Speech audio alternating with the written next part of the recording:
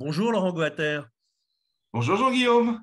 vous êtes conseiller des Français de l'étranger et on était content de ne plus vous avoir aussi régulièrement Eh pour bien oui, annoncer de on nouvelles rempile, mesures mon cher sanitaires. Jean-Guillaume, on Et là, rempile. on rempile. Antonio Costa, le Premier ministre portugais, a fait quelques annonces. Tout trouve à s'appliquer à compter du 1er décembre. Et ben, je vous laisse nous faire un petit peu la liste de tout ce qui nous attend à partir du 1er décembre. Alors, pourquoi, me direz-vous? Ben, tout simplement parce que les contaminations sont en train de monter gentiment mais sûrement. On a le fameux RT, vous savez, qui est à 1,20.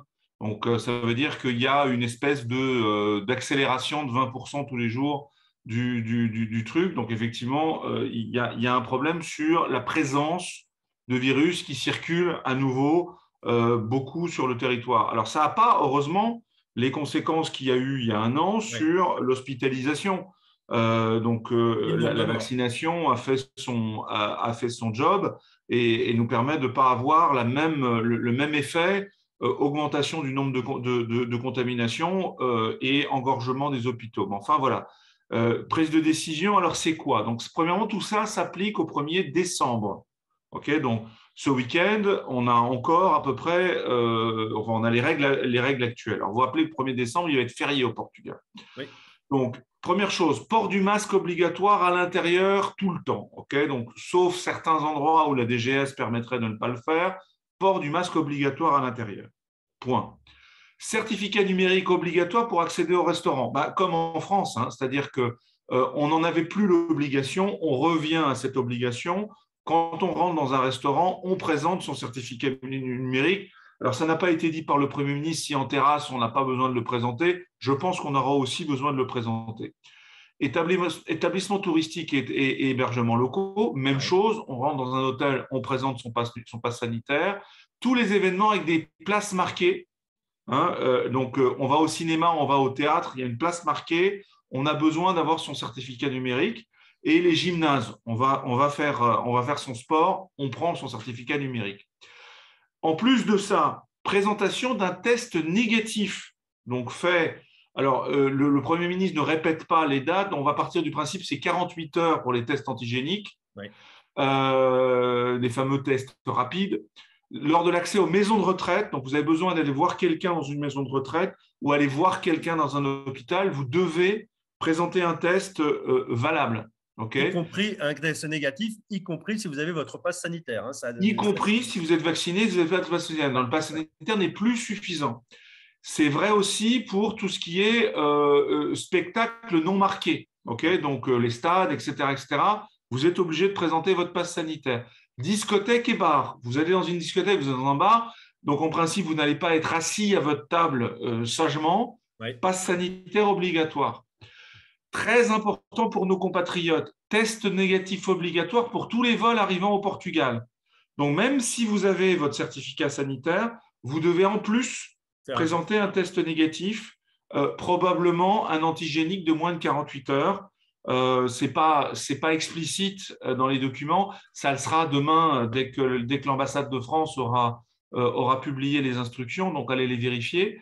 Et les compagnies aériennes, on le sait bien, elles sont obligées de bien vérifier. Donc, Ouais. elles ne vous permettront pas de rentrer dans l'avion si vous n'avez pas effectivement votre test en cours. Et puis, le télétravail, d'une manière générale, redevient recommandé. Alors, recommandé, ça veut dire que ça n'est pas obligatoire. Vous n'avez pas besoin de présenter une attestation ou quelque chose comme ça, mais il devient recommandé. Okay, donc, on a quelque chose qui n'est pas très différent de ce que finalement on a en France et dans d'autres pays européens aujourd'hui, mais on vivait au Portugal avec moins de restrictions Ouais. que dans beaucoup d'autres pays. À noter aussi une petite semaine de confinement pour les écoliers, Voilà, enfin les écoliers, voilà. les collégiens, les lycéens. Ben, en fait, c'est un peu Euh, pour tout le monde. ouais. Pour tout le monde. C'est-à-dire qu'en fait, il va y avoir les fêtes, il va y avoir évidemment une hausse des contaminations.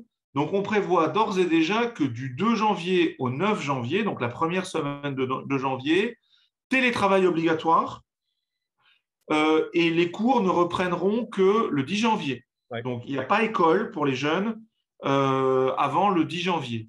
Et puis, les discothèques seront fermées. Pass sanitaire ou pas pass sanitaire, enfin, test ou pas test, les discothèques seront fermées.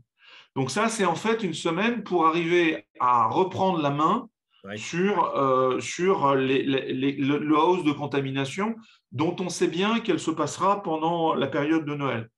Okay.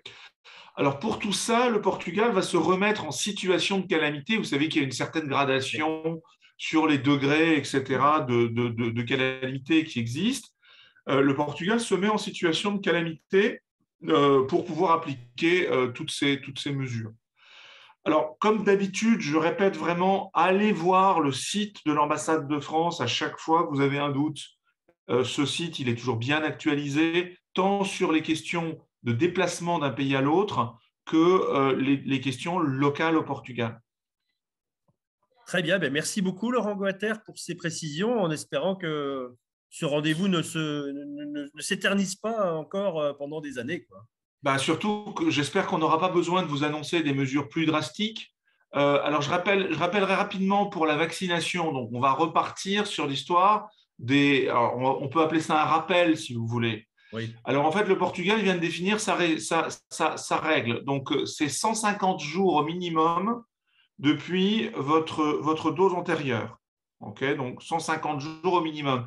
Il y avait un doute entre 5 mois et 6 mois. Portugal part sur 5 mois.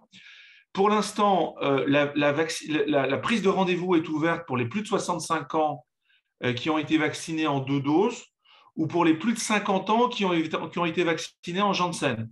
Okay. Et puis, les plus de 75 ans sont déjà acceptés dans le mode que les Portugais appellent le Casa Aberta, c'est-à-dire la possibilité d'aller sans rendez-vous. Et on sait que la plupart des grandes villes portugaises ont réouvert ou sont en train de réouvrir des centres de vaccination qui avaient été plus ou moins fermés un petit peu et maintenant qui vont réouvrir. Voilà pour les nouvelles. Merci beaucoup. À très bientôt. Merci. Au revoir. À bientôt et puis sortez couvert avec votre masque. Merci beaucoup. La French Radio. Portugal.